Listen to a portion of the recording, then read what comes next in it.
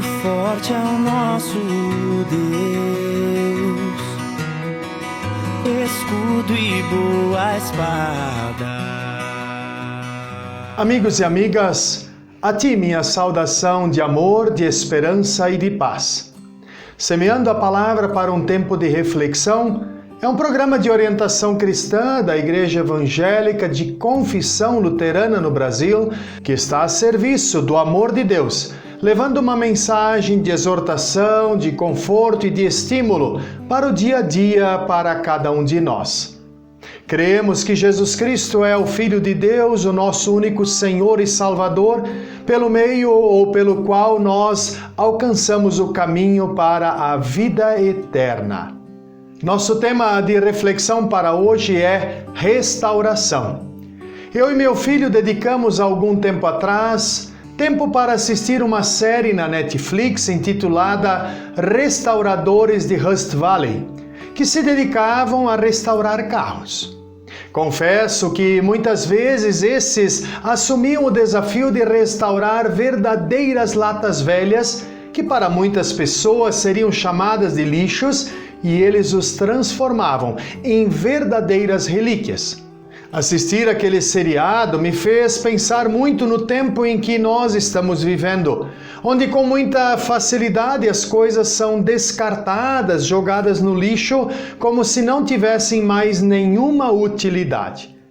Com isso, cresce a preocupação com os recursos naturais e de como será o futuro da humanidade neste ciclo onde tudo simplesmente é descartável.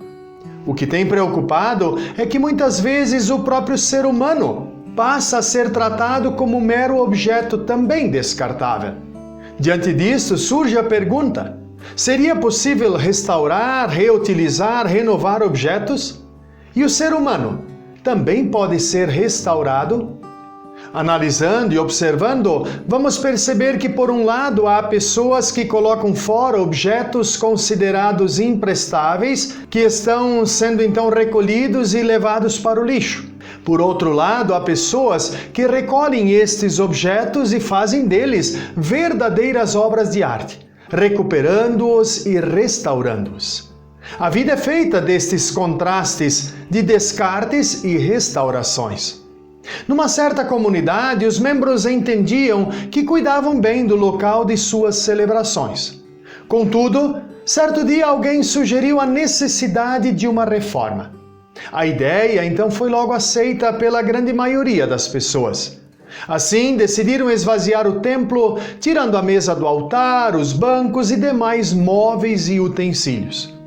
Com essa retirada, puderam notar melhor que muitas coisas precisavam de restauração. Tão logo perceberam as rachaduras nas paredes, as manchas na pintura, o assoalho danificado e assim por diante. Organizaram então uma equipe de voluntários e trabalharam para restaurar e transformar o ambiente. O clima foi muito agradável, o companheirismo, a fraternidade entre eles foi fortalecida pelo trabalho em equipe e de parceria.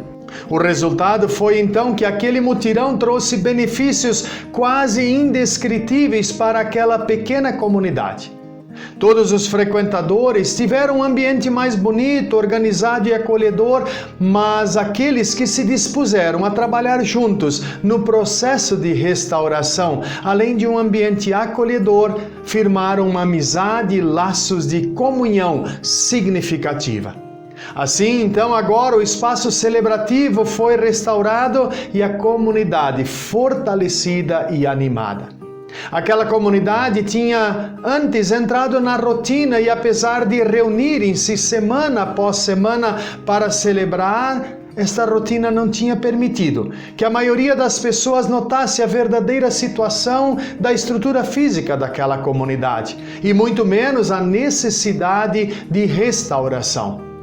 Infelizmente, o ser humano vive a sua vida entrando numa rotina. Nós somos assim, acostumando-nos e, na maioria das vezes, vivendo quase que no piloto automático e, sem perceber, já não se pergunta mais se há necessidades de mudanças, melhorias, renovação ou restauração na vida ou nas coisas ao derredor.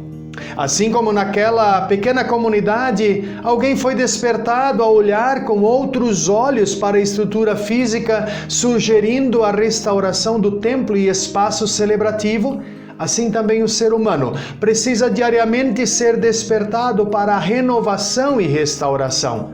Senão vai ser considerado como alguém imprestável e quem sabe até descartado, como uma lata velha. E Deus, sabendo que precisamos, eu e você, diariamente desta restauração, Ele nos dá a sua palavra, para que por meio dela e da ação do Espírito Santo, possamos ser moldados e transformados diariamente. O apóstolo Paulo nos diz: não vivam como vivem as pessoas deste mundo, mas deixem que Deus os transforme por meio de uma completa mudança da mente de vocês. Assim vocês conhecerão a vontade de Deus, isto é, aquilo que é bom, perfeito e agradável a Ele. Em outras palavras, na nossa caminhada de vida e de fé, devemos permitir que aconteça o que experimentou aquele templo daquela pequena comunidade, onde o altar, os bancos e todos os utensílios foram tirados, permitindo que todo o seu interior fosse restaurado. Por isso o apóstolo Paulo diz: deixem que Deus os transforme. Amados e amadas, por causa do pecado que causa rachaduras e manchas em nossa vida e nas nossas relações, necessitamos nos entregar nas mãos do restaurador, para que o processo de transformação seja completo e perfeito. Assim como naquele seriado Restauradores de Rust Valley, aquelas latas velhas não davam ordens aos seus restauradores, mas simplesmente nas mãos deles eram transformadas em verdadeiras relíquias. Deus assim deseja e quer nos transformar e restaurar como verdadeiros templos, no qual Ele habita, vive e age a partir de nós para dentro deste mundo. Por isso nos perguntemos: como temos vivido a nossa vida?